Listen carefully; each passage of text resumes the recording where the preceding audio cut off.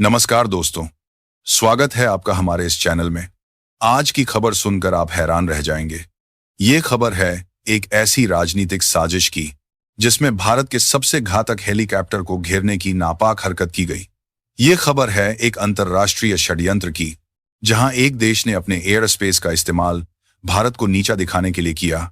और सबसे चौंका देने वाली बात यह है कि यह सब हुआ है सिर्फ और सिर्फ एक बॉयकॉट की वजह से।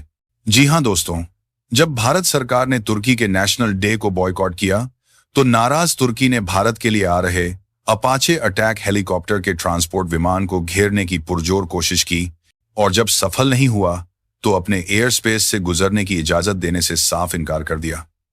लेकिन क्या सच में यह सिर्फ एक तकनीकी मामला था, या फिर इसके पीछे छुपा है पाकिस्तान का हाथ और भारत के खिलाफ एक सुनियोजित वार?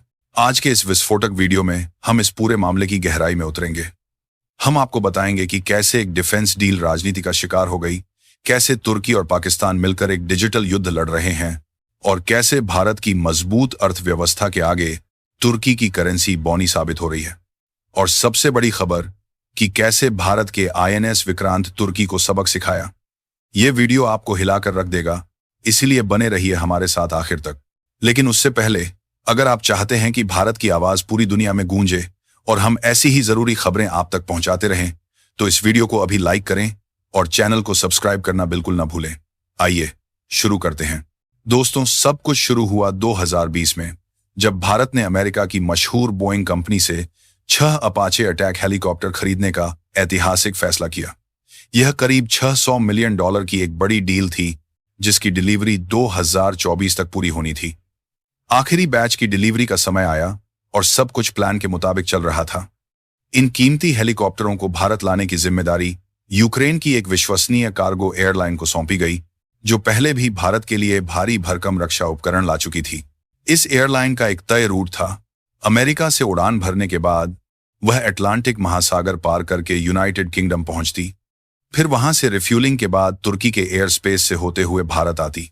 यह कोई नया रूट नहीं था, बल्कि एक स्थापित अंतर्राष्ट्रीय एयर कॉरिडोर था, जिस पर दुनिया भर की कार्गो उड़ानें चलती हैं। लेकिन अचानक सब कुछ बदल गया। ऐन वक्त पर तुर्की ने इस विमान को अपने एयर स्पेस का इस्तेमाल करने की अनुमति देने से इनकार कर दिया। विमान को ब्रिटेन में ही रोक दिया गया और उसे वापस अमेरिका लौटना पड़ा। तुर्की ने आधिकारिक तौर पर इसे तकनीकी मामला बताया, लेकिन क्या सचमुच ऐसा था?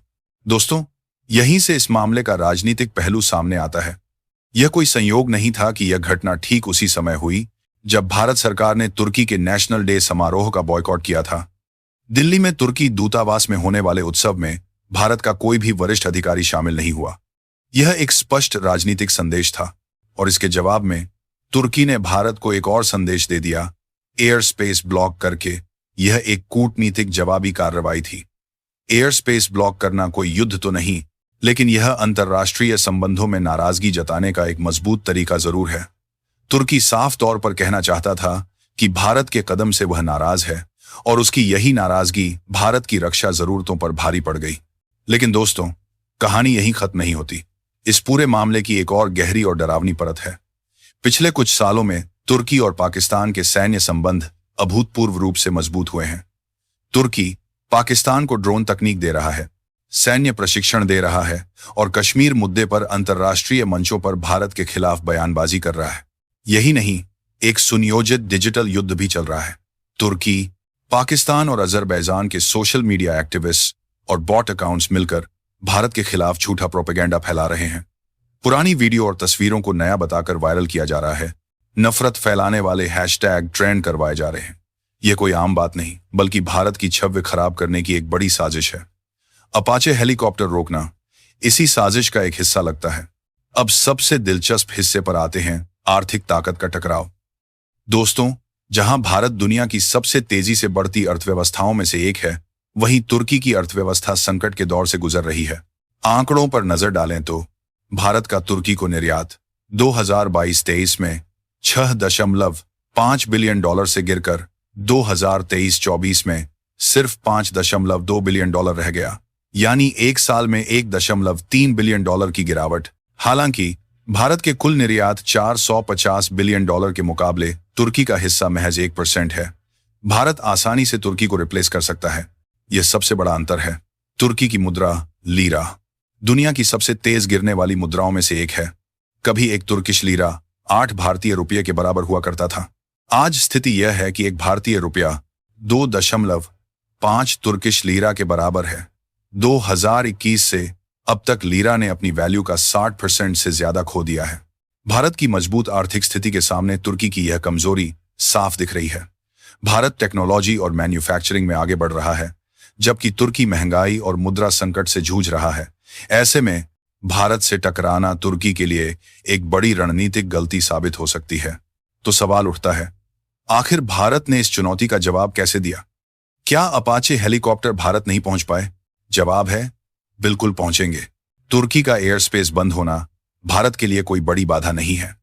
दुनिया में कई वैकल्पिक रास्ते मौजूद हैं।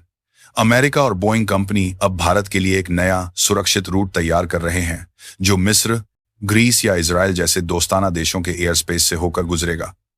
इससे सिर्फ कुछ दिनों की देरी होगी, लेकिन हेलीकॉप्टर सुरक्षित भारत पहुंच जाएंगे। असल में यह पूरी घटना भारत की बढ़ती ताकत और तुर्की की बढ़ती हुई निराशा को दर्शाती है। भारत ने साफ कर दिया है कि वह किसी भी दबाव में नहीं झुकेगा। अगर तुर्की भारत के खिलाफ खेलता है तो उसे आर्थिक और कूटनीतिक नुकसान उठाना पड़ेगा। भारत के पास दुनिया भर में मजबूत साझेदार हैं और वह हर चुनौती को एक अवसर में बदलने की क्षमता रखता है। भारत ने भी अपने सबसे बड़े युद्धपोत INS विक्रांत को तुर्की के लिए भेज दिया था, जो अब पहुंच चुका है। खबरों के मुताबिक INS विक्रांत तुर्की पोर्ट के पास खड़ा है और जरूरत पड़ने पर उसे जब चाहे तब उड़ा सकता है।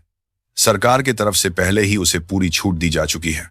तो दोस्तों, ये थी तुर्की और भारत के बीच चल रहे इस तनाव की पूरी कहानी। एक तरफ भारत की बढ़ती आर्थिक और सैन्य ताकत है, तो दूसरी तरफ तुर्की की राजनीतिक चालें और डिजिटल युद्ध। लेकिन यह बात साफ है कि भारत अब वो देश नहीं रहा जो ऐसी हरकतों से डर जाए। अब हम आपसे सवाल पूछना चाहते हैं, क्या आपको लगता है कि भारत को तुर्की के खिलाफ और सख्त आर्थिक प्रतिबंध लगाने चाहिए? क्या तुर्की की यह हरकत पाकिस्तान के दबाव में की गई थी? भविष्य में ऐसी घटनाओं को रोकने के लिए भारत को क्या करना चाहिए? नीचे कमेंट बॉक्स में अपनी राय जरूर बताएं। हमें आपके विचार जानना अच्छा लगेगा। और दोस्तों, अगर आपको लगता है कि यह जानकारी महत्वपूर्ण है और हर भारतीय तक पहुंचनी चाहिए, तो इस वीडियो को लाइक करें, इसे अपने सभी दोस्तों और ग्रुप्स में शेयर करें और हमारे चैनल को सब्सक्राइब जरूर कर लें, ताकि ऐसी ही जरूरी खबरों से आप हमेशा अपडेट रहें। जय हिंद, जय भारत।